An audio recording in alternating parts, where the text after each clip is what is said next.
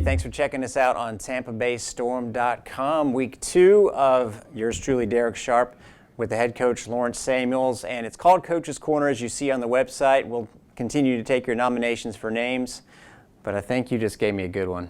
I mean, number 22. Right. Catch 22. There it is. Come on. That's probably it. If you guys can top that, please try to, but I don't think it's going to happen. Now, I know that we can top the first week of the season for the Tampa Bay Storm. You knew it was going to be tough. Orlando, a very veteran team, got away from you a little bit early on, right? Right. You know, I really feel that the identity of our offense, it showed the first drive. We went down in 4 plays and we scored a touchdown. But I think as the game went on, we've had some miscues. We got stopped on the goal line, and then they were scoring, and we weren't able to keep up. We went in the film room Monday. We're correcting those mistakes, and I know for a fact we'll see a lot of improvement come Cleveland week. Isn't it something how a game can just spiral in some cases? I mean, I'm watching college basketball, Villanova and Oklahoma. Oklahoma, they beat Villanova by 23 in the season. This game's close, and then it starts to get away, and then it sort of gets out of hand. But you mentioned simple things, not big things at the beginning of the end, drop pass, and it can get out of control. The turnovers is what was the most disappointing thing for us, because we work on those things. Coming out of half, we felt like we can get back in the game. We had the ball first, and we gave the ball away. And then we come back and we give it away again. And then everything kind of spirals down.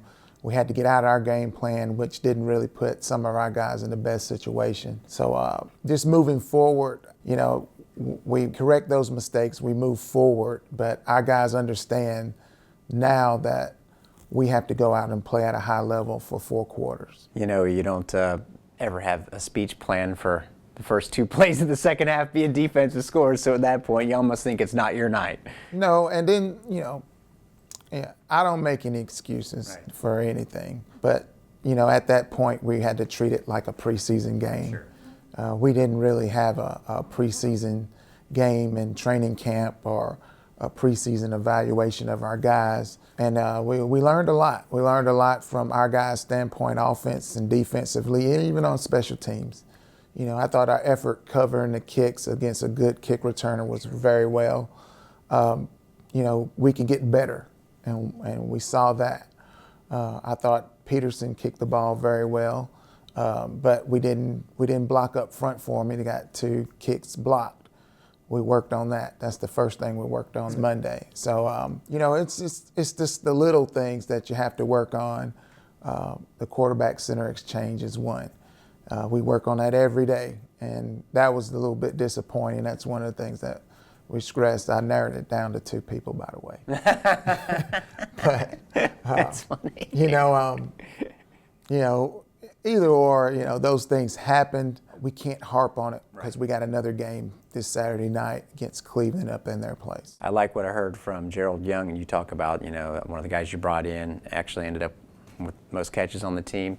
And Gerald didn't even get like 3 chances to return the kick, but when he did get a chance to make a play, he did. And then after the game, he made it sound like, you know, he sees the potential in the team. He's going to try and do his part to keep the spirits up. Are the spirits okay?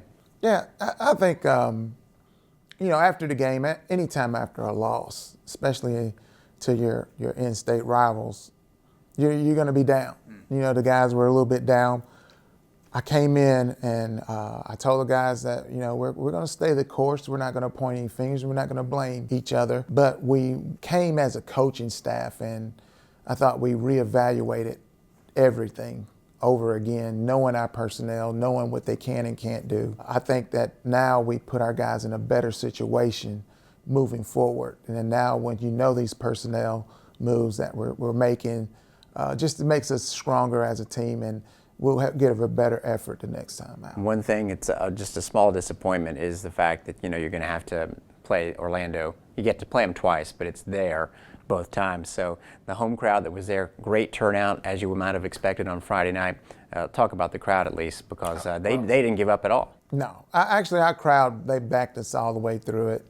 I appreciate each and every one of our fans, the way they came out to the game and responded to the energy in the building, especially at the beginning. It was electrifying, and we want to play for 4 quarters to keep that energy going. Well, they'll be keeping an eye on what's going on this Saturday night against Cleveland. You mentioned getting with the coaching staff and addressing the issues.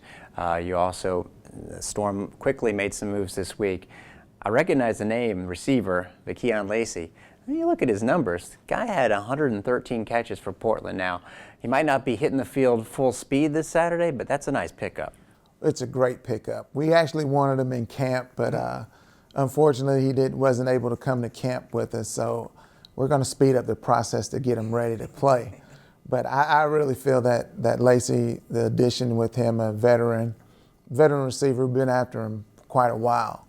And we're very fortunate to have him as an additional guy to our receiver core.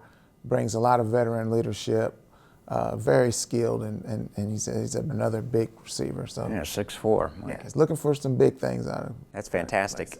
And also helping out with the offensive line, R.J. Bibbs, another guy you've had your eye on maybe? Oh, yeah. Bibbs is a seasoned vet in this league. He plays multiple positions up front, plays center, plays all the guard, the tackle, and he can play fullback. Okay. And if needed, he can go on the defensive side of the ball. So he's kind of a jack of all trades. But anytime you've been in this league a long time, you learn how to play multiple positions. It makes you more valuable. You know, he's the type that you can insert him in the lineup right away, understands the game, perfect technique, and he might just be able to go out and play this week in Cleveland. So I think we might have to make that move. Yeah, you lit up a little bit there talking about the two new additions. So you play a team in Cleveland. I mean, that was the one thing about the loss the other night. You weren't the only team that had a rough first game at home. And yet you look at what happened in the game and you realize that they're not as bad as the score indicates. I'm sure you're not walking into Cleveland going, oh, these guys get killed. It's going to be, we should chalk this one up real easy. No way. You never go into the game and tell your guys that we're going to go out there and tear them up. No. Cleveland has still got some of the guys intact, the receivers, you know, Lewis, Goodman, Cullen Taylor. You know, those three receivers, they've been together for a number of years in arena football and with the Cleveland Gladiators, you know. So they know their system inside and out. So we got our hands full, you know. I really feel that they're going to be in the same mode as we are. Actually, you know, they're going to be in front of their home crowd again. So we got to be up for the task. And did you happen to get a chance to watch? I know you were busy probably watching your own film. Any of the other games? I know you were probably sad to see Jacksonville lose. Well, no, I look at it as this. Somebody's got to win the first game. Somebody's got to lose the first game. It's all how you bounce back and how you improve. I think that's the big key. If we can improve from week 1 to week 2, which I know we are, that's what you want to see as a head coach. I think if the improvement level keeps expanding week in and week out, I think that then you can see where we are, how we're going to fix things and move forward. Great, Coach. Sounds like you got a grip on things. Catch 22, that's week 2. We'll see you back here next week. We'll see you on the air as far as the game itself. It's Saturday night, 6:30 pregame on 1250 WHNZ and also on lightningpowerplay.com. Thanks, Storm fans, for checking us out. Darek Sharp here.